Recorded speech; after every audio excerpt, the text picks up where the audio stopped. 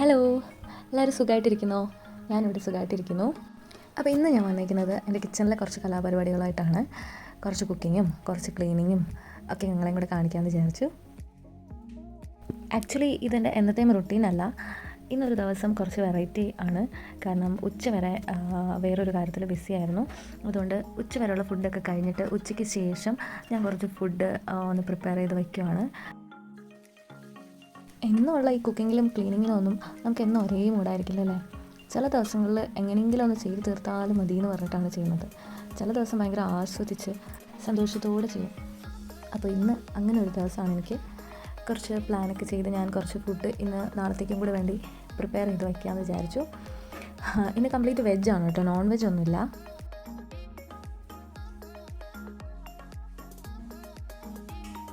കുറച്ചധികം വെജിറ്റബിൾസ് ഇരിപ്പുണ്ടായിരുന്നു. അപ്പോൾ അതെല്ലാം ഒന്ന് കഴുകി ക്ലീൻ ചെയ്ത് വൃത്തിയാക്കി വയ്ക്കാമെന്ന് വിചാരിച്ചു.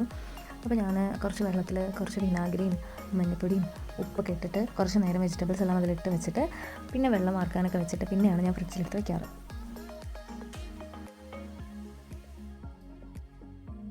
ഇങ്ങനെയൊക്കെ ചെയ്തിട്ട് വല്ല കാര്യം ഉണ്ടോയെന്നൊന്നും എനിക്കറിയില്ല. എന്തായാലും ഒന്നറിയാം, ഏറ്റവും നാച്ചുറലായിട്ട് വിഷമൊന്നുമില്ലാത്ത പച്ചക്കറികൾ വേണമെങ്കിൽ അത് നമ്മൾ തന്നെ നട്ടുണ്ടാക്കി കഴിക്കണം.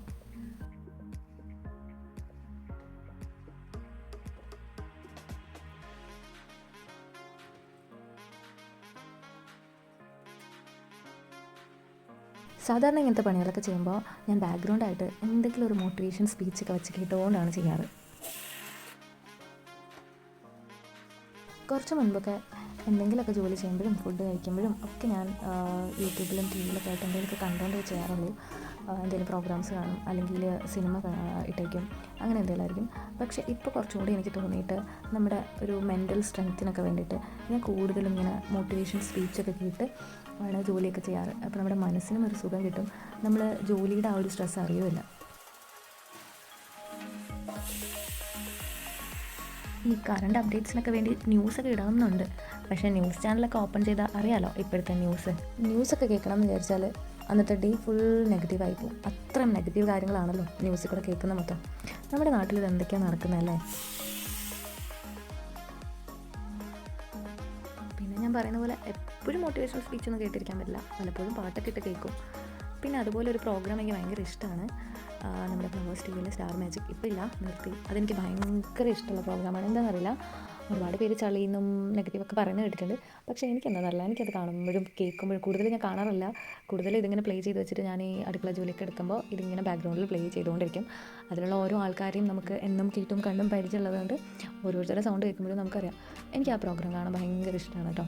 എന്തോ എല്ലാ കോമഡിയും ഞാൻ ആസ്വദിക്കാറുണ്ട്, അതിലുള്ള എല്ലാ ഗെയിംസും ഞാൻ ആസ്വദിക്കാറുണ്ട്. ഓരോ ആൾക്കാരും ഇത്രയും വർഷം കൊണ്ട് നമ്മൾ കണ്ട് അടുപ്പായതുകൊണ്ടായിരിക്കാം എല്ലാവരും ഭയങ്കര ഇഷ്ടമാണ്.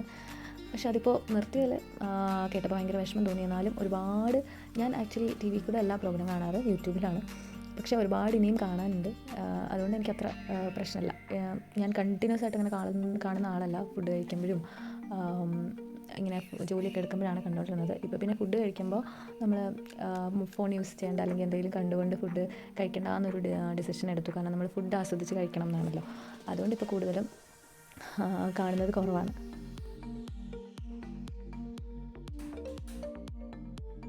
അതുപോലെ ഞാൻ ഇടയ്ക്കൊക്കെ കാണുന്ന ഒരു യൂട്യൂബ് ചാനലാണ് ബാക്ക് പാക്കേഴ്സ് ബൈ അരുണിമ. എനിക്കത് കാണാൻ ഭയങ്കര ഇഷ്ടമാണ് കേട്ടോ. നമ്മൾ ആ സ്ഥലത്ത് പോയി നിൽക്കുന്ന പോലെ തോന്നും ആ ചാനൽ, ആ വീഡിയോ കാണുമ്പോൾ. ആളുടെ സംസാരവും എത്ര ബോൾഡാണ് ആ കുട്ടി.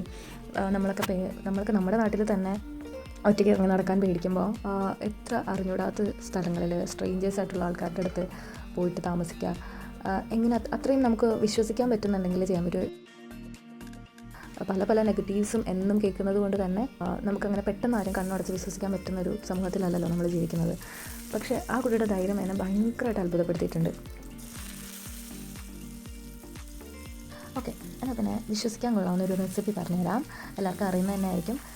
നല്ലൊരു ഈസി ആയിട്ടുള്ള ഒരു റെസിപ്പി, നമ്മുടെ തൈര് വെച്ചിട്ട് തേങ്ങയൊക്കെ അരച്ചൊരു മോര് കറി. അപ്പോൾ കടുക് ആദ്യം പൊട്ടിച്ചു, കറിവേപ്പില ഇട്ടു, വറ്റൽമുളക് ഇട്ടു. അതിലേക്ക് ഞാനൊരു ഫുൾ തക്കാളി തേങ്ങനെ കട്ട് ചെയ്ത് ഇട്ട് നന്നായിട്ട് വഴറ്റുന്നുണ്ടേ. ആവശ്യത്തിന് ഉപ്പിട്ട് കൊടുക്കാം.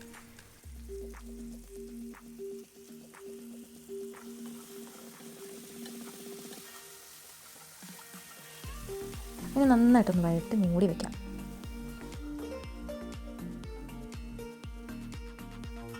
തക്കാളിയൊക്കെ നന്നായിട്ടൊന്ന് വെന്തുടഞ്ഞ് കഴിയുമ്പോൾ അതിലേക്ക് ഞാൻ നേരത്തെ കുറച്ച് തേങ്ങ ചിരകിയതെടുത്തിട്ട് അതിൽ കുറച്ച് ജീരകം, ഒരു പച്ചമുളകും കുറച്ച് മഞ്ഞൾപ്പൊടിയും കൂടി ഇട്ടിട്ട് നന്നായിട്ട് അരച്ച് എടുത്തിട്ടുണ്ടായിരുന്നു.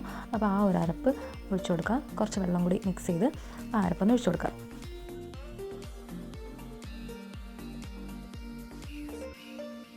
ഇനി ഇതെല്ലാം നന്നായിട്ട് മിക്സ് ചെയ്തിട്ട് നന്നായിട്ട് തിളയ്ക്കുന്ന വരെ ഒന്ന് വെയിറ്റ് ചെയ്യണം.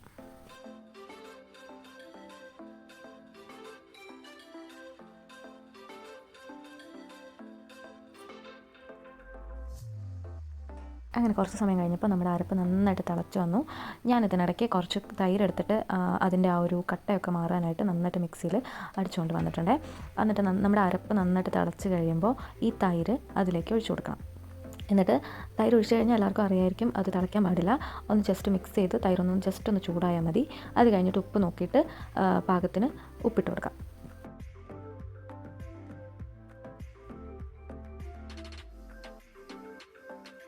ഇപ്പോൾ ലോ ഫ്ലെയിമിലാണ് വെച്ചേക്കുന്നത്.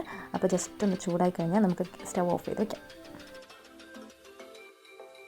അപ്പോൾ നമ്മുടെ സിമ്പിൾ മോരുകറി റെഡി ആയിട്ടുണ്ട്. നെക്സ്റ്റ് എൻ്റെ ഒരു ഫേവറേറ്റ് ഐറ്റമാണ് ഉണ്ടാക്കുന്നത്. അങ്ങനെ സമ്പൽ സമൃദ്ധമായ സദ്യയൊന്നുമില്ല, ജസ്റ്റ് ഒരു മോരുകറിയും പിന്നെ വഴുതനങ്ങ വെച്ചിട്ടൊരു റെസിപ്പിയാണ്. സാധാരണ ഞാൻ നമ്മുടെ വലിയ കത്തിരിക്ക വെച്ചിട്ടാണ് ഉണ്ടാക്കാറ്. ഇപ്പോൾ എനിക്ക് കുറച്ച് വെള്ള വഴുതനങ്ങ കിട്ടി, അപ്പോൾ ഞാൻ അത് വെച്ചൊന്ന് ചെയ്യാമെന്ന് വിചാരിച്ചു. ഇതും മിക്കവർക്കും അറിയാമായിരിക്കും. ഇതിനെ പ്രത്യേകിച്ച് പേരൊന്നും എനിക്കറിയില്ല. വഴുതനങ്ങ പുളി എന്ന് നമുക്ക് തൽക്കാലം വിളിക്കാം. അപ്പോൾ ആദ്യം ഈ കാണുന്ന പോലെ വഴുതനങ്ങ നന്നായിട്ടൊന്ന് ചെറുതായിട്ട് കട്ട് ചെയ്ത് കഴിഞ്ഞിട്ട് അത് ഫ്രൈ ചെയ്യാൻ പാകത്തിന് നമുക്ക് കുറച്ച് മുളക് പൊടി, കുറച്ച് മഞ്ഞൾപ്പൊടി, കുറച്ച് ഉപ്പ്, പിന്നെ ഇതൊന്ന് അതിലേക്ക് പിടിക്കാൻ വേണ്ടിയിട്ട് പൊടിയല്ല ഒന്ന് ജസ്റ്റ് മിക്സ് ചെയ്യുമ്പോൾ വഴുതനങ്ങ ആയതുകൊണ്ട് തന്നെ പൊടി അങ്ങനെ പിടിക്കാറില്ലല്ലോ, അതുകൊണ്ട് അതിന് വേണ്ടി കുറച്ച് എണ്ണയും കൂടെ ഒഴിച്ചു. എന്നിട്ട് നന്നായിട്ട് കൈ വെച്ച് തിരുമ്മി നന്നായിട്ടൊന്ന് മാരിനേറ്റ് ചെയ്ത് മാറ്റി വയ്ക്കാം.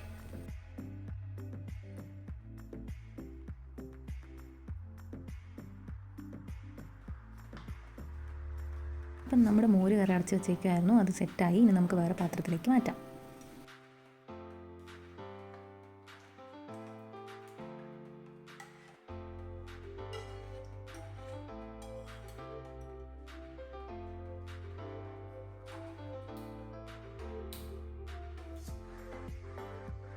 ഓക്കെ, ഇനി നമ്മുടെ വഴുതനങ്ങ പുളി ആ ഒരു കറിയിലേക്ക് പോവാം. അതിനായിട്ട് ആദ്യം കുറച്ച് എണ്ണ ഒഴിക്കുക. അത് കഴിഞ്ഞ് നമ്മുടെ മാരിനേറ്റ് ചെയ്ത് വെച്ചിരിക്കുന്ന വഴുതനങ്ങ ഒന്ന് ജസ്റ്റ് ഒന്ന് ഫ്രൈ ചെയ്തെടുക്കുക. നമ്മൾ മെഴുക്കൊക്കെ വരട്ടും പോലെ ജസ്റ്റ് ഒന്ന് ഫ്രൈ ചെയ്തെടുക്കുക. അങ്ങനെ ഭയങ്കര ഡീപ്പ് ഫ്രൈ ഒന്നുമല്ല, എന്നാലും ഒന്ന് ഫ്രൈ ചെയ്തെടുക്കുക. എണ്ണ പോരാൻ തോന്നുമെങ്കിൽ കുറച്ചുകൂടി ഒഴിക്കാം. ഒരുപാട് എണ്ണയിലിട്ട് വറുത്ത് കോരൊന്നും വേണ്ട, ഇങ്ങനെ കാണുന്ന പോലെ ചെയ്താൽ മതി. ആദ്യമൊക്കെ എനിക്ക് നമ്മുടെ ചോറ് വറുക്കാൻ ഭയങ്കര പാടായിരുന്നേ. എനിക്ക് ഭയങ്കര പേടിയുള്ളൊരു കാര്യമായിരുന്നു.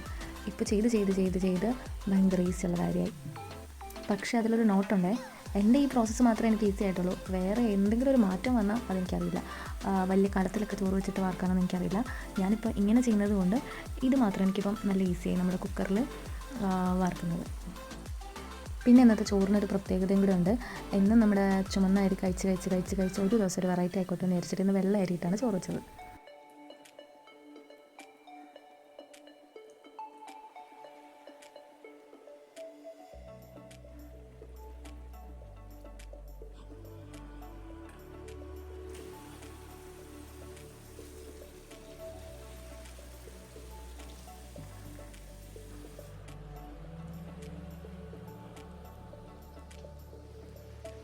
ഇതാ കണ്ടില്ലേ, ഞാൻ ഈസി എന്ന് പറഞ്ഞ പ്രോസസ്സിന് ഈ കുക്കറും വേണം, ഈ പാത്രം വേണം, എന്നാൽ മാത്രമാണ് എനിക്ക് ഈസി.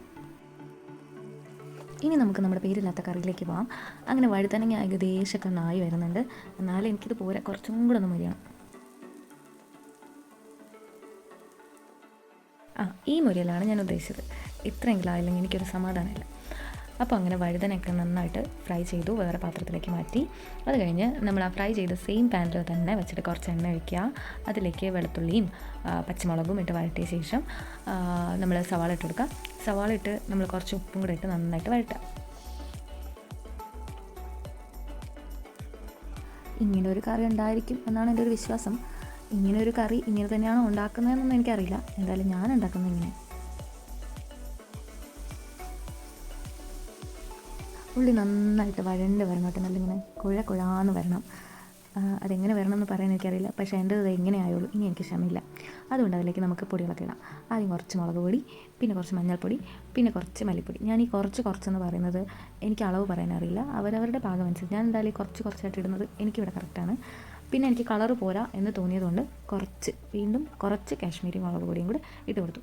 അത് കഴിഞ്ഞിട്ട് പഴുക്കാത്ത തക്കാളി ഇട്ടു. പഴുക്കാത്ത തക്കാളി അല്ല കറിക്ക് ആവശ്യം, എൻ്റെ അത് ഉണ്ടായിരുന്നുള്ളൂ. അതുകൊണ്ട് ഞാൻ ആ തക്കാളി ഇട്ടു. പൊടികൾ ഇടുന്നതിൻ്റെ ഇടയിൽ ഞാൻ ഒരു ഐറ്റം കൂടി ഇട്ടിട്ടുണ്ടായിരുന്നു, പക്ഷേ പറയാൻ വിട്ടുപോയി. മുളക് പൊടിയും മല്ലിപ്പൊടിയും മഞ്ഞൾപ്പൊടി ഇട്ടതിൻ്റെ കൂട്ടത്തിൽ ഞാൻ കുറച്ച് ഗരം മസാലയും കൂടി ഇട്ടിട്ടുണ്ടായിരുന്നേ. ഇനി നമ്മുടെ പൊടികളുടെയൊക്കെ പച്ചമണം മാറുന്നത് വരെ ഒന്ന് വഴറ്റുക. നന്നായിട്ട് ഡ്രൈ ആയതിന് ശേഷം കുറച്ച് വെള്ളം ഒഴിച്ചൊന്ന് മൂടി വയ്ക്കുക. കുറച്ച് വെള്ളം ഒഴിച്ച് മൂടി വെച്ച് കഴിഞ്ഞിട്ട് നമ്മൾ തുറക്കുമ്പോൾ തക്കാളിയൊക്കെ നല്ല ഉടഞ്ഞ് നല്ലൊരു മസാല ആയി കാണും നമ്മുടെ കൂട്ട്.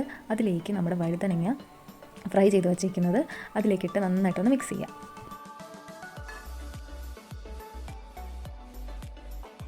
എല്ലാം നന്നായിട്ട് മിക്സ് ചെയ്ത ശേഷമാണ് നമ്മുടെ താരം വരുന്നത്. കുറച്ച് പുളി നന്നായിട്ട് പിഴിഞ്ഞ് ഈ ഒരു കറിയിലേക്ക് പിഴിഞ്ഞ് വെച്ച് കൊടുക്കുക. പിന്നെ പുളി അധികം ഇഷ്ടമില്ലാത്തവർ കുറച്ച് പുളി ഇട്ടാൽ മതി, കാരണം ഓൾറെഡി നമ്മൾ തക്കാളി ഇട്ടിട്ടുണ്ട്. പിന്നെ ഞാൻ ഇട്ടുന്ന തക്കാളി അധികം പഴുത്തതല്ലാത്തതുകൊണ്ട് ഞാൻ കുറച്ച് കൂടുതൽ പുളി ഒഴിച്ചു കേട്ടോ.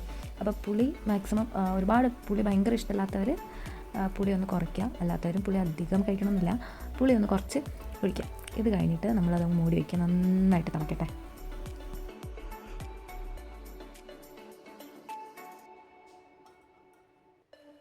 കുറച്ച് കഴിഞ്ഞിട്ട് മൂടി തുറക്കുമ്പോൾ കറിയൊക്കെ നന്നായിട്ട് തിളച്ച് നന്നായിട്ട് മിക്സ് ആവുന്നുണ്ട്. അതിൻ്റെ ഇടയിൽ നമ്മൾ ജോലിയൊക്കെ ചെയ്യുന്നതിൻ്റെ, ഫുഡൊക്കെ ഉണ്ടാക്കുന്നതിൻ്റെ ടൈമിൽ തന്നെ ഇടയ്ക്കിടയ്ക്ക് ഒന്ന് ഫുൾ ക്ലീൻ ചെയ്യാൻ നോക്കുക. അപ്പോൾ നമ്മുടെ ജോലിയുടെ ആ ഒരു ഇതൊക്കെ ഒന്ന് കുറഞ്ഞു കിട്ടും. ഇതെല്ലാം ചെയ്ത് കഴിഞ്ഞിട്ട് ക്ലീൻ ചെയ്യാൻ നിൽക്കുകയാണെന്നുണ്ടെങ്കിൽ നമുക്കൊന്നും ചെയ്യേണ്ടതെന്ന് വെച്ചിട്ട് എല്ലായിടത്ത് എറിഞ്ഞിട്ട് ഓടാൻ തോന്നും. അതുകൊണ്ട് ഇടയ്ക്കിടയ്ക്ക് ക്ലീൻ ചെയ്തിടാൻ നോക്കണം. അങ്ങനെ നമ്മുടെ കറി ഇവിടെ കറക്റ്റ് കൺസിസ്റ്റൻസിയിലായിട്ടുണ്ട്. ഇതിൽ നിന്നും കുറച്ചും കൂടി വേണമെങ്കിൽ നല്ല കുറുകുന്ന വരെ ആക്കാം. എനിക്ക് പിന്നെ ക്ഷമയിലുണ്ടായി. അങ്ങനെ നമ്മുടെ ചോറൊക്കെ വെള്ളമൊക്കെ വാർന്ന് കിട്ടി. കുറച്ച് നേരം ഒന്ന് ഗ്യാസിൽ വെച്ച് ആ വെള്ളത്തിൻ്റെ നനവൊക്കെ ഒന്ന് മാറ്റി. അങ്ങനെ ചോറും കറികളെല്ലാം റെഡിയായി. ഇനി ബാക്കിയുള്ള ക്ലീനിങ്ങും കൂടെ ചെയ്തിട്ട് ഞാൻ ഈ വീഡിയോ അവസാനിപ്പിക്കുകയാണ്. അപ്പോൾ എൻ്റെ വീഡിയോ ഇഷ്ടമായവർ ദയവായി ലൈക്ക് ചെയ്യുക, ഷെയർ ചെയ്യുക, നിങ്ങളുടെ തോട്ട്സ് കമൻറ്റ് ചെയ്യുക. അപ്പോൾ ടാറ്റ ബൈ ബൈ.